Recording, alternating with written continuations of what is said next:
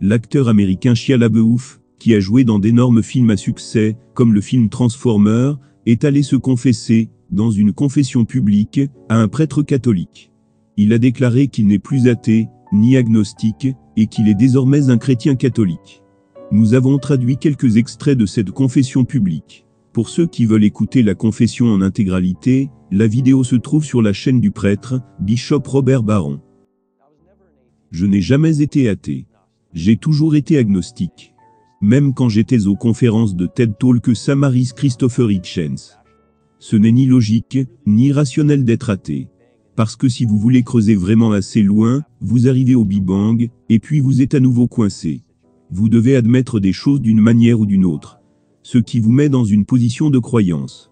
Mon opinion sur Dieu, avant que cela n'arrive, avant que je ne connaisse des douleurs, avant que mon monde ne s'effondre, c'était que l'art, l'amour, Dieu, ils veulent tous dire la même chose. Et on m'avait aussi dit toute ma vie, que ta vie est ta vie, tu dois en faire ce que tu veux. Tu dois être un bon gars, et puis tu dois te marier, et puis tu dois avoir une maison, et puis tu dois trouver un travail, et bien faire ton travail. Que ta vie est ta vie. Et que les choses s'arrangeront, si tu y mets des efforts. Que tout dépend de toi. Et j'ai toujours vraiment ressenti ça.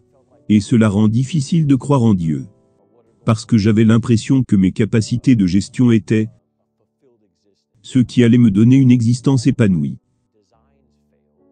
Mais quand tous mes projets ont échoué, quand tous mes plans sont tombés à l'eau, quand ma vie a causé de graves souffrances et dommages à d'autres personnes, j'ai levé les mains, que mes plans étaient juste des poubelles. Et je n'avais plus envie d'être ici-bas. Mais ma vie était complètement, comme je vous l'ai dit, dans la fournaise. Et je suis entré dans une retraite spirituelle, où je vais sur Zoom. Et nous avions des réunions. Et donc maintenant je commence à partager, à d'autres dans cette retraite sur Zoom, mon opinion sur le Christ, jusqu'à ce stade.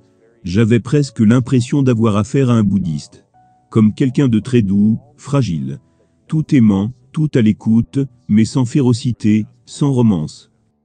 Il y avait cette image artistique, que j'avais à l'esprit, très doux, très féminisé. Et donc, je n'avais pas cette idée, comme dans l'Ancien Testament, du Christ monté sur un cheval, dont l'épée est trempée dans du sang. Je n'avais rien de tout cela dans mon lexique de connaissances. Tout ce que je savais donc, c'était ce trait mou, doux Jésus, qui ne correspondait pas à mon idée de ce que serait la masculinité. Je viens d'un père qui était comme un motard mongol. Il ne m'attirait donc pas. Et puis j'ai lu à propos de Jean-Baptiste, et c'est devenu très attrayant. C'est le grisole. Et puis vous allez plus loin dans l'évangile, et vous commencez à entrer dans des éléments comme la rédemption. C'était comme si j'avais commencé à lire un itinéraire.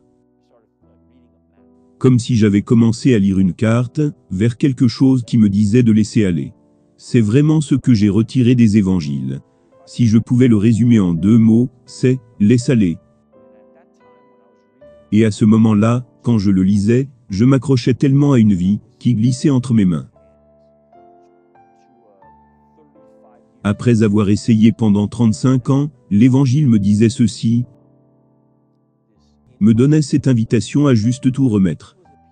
Ce qui ne m'avait jamais séduit, dans le bouddhisme, c'était cette idée, que si je suis dans un bateau, et que le bateau coule, et que je ne sais pas nager, le bouddhisme est un livre qui te dit, lis ceci et apprends, à mieux nager. Mais à cette époque de ma vie, je ne voulais plus nager. J'avais un pistolet sur la table. Je voulais en finir. Je ne voulais plus être en vie, quand tout cela est arrivé. La honte comme je n'en avais jamais connue auparavant.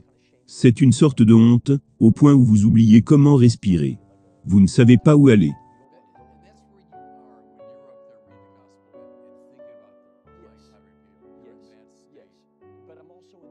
Mais j'ai également reçu ce profond désir de tenir bon. Et donc j'ai lu l'évangile avec cet homme Jude, et j'en ai entendu parler qu'il y a de nombreuses traductions. Je ne vais pas expliquer l'évangile ici, et non plus, le faire avec vous. Mais je n'arrêtais pas d'entendre, laisse aller. Et pour une personne qui s'accrochait si fort depuis si longtemps, c'est comme si... C'était juste comme si... comme si c'était le bon geste à faire, de laisser aller. Comme un abandon complet pour de vrai, et que cela cesse d'être comme la préparation d'un film.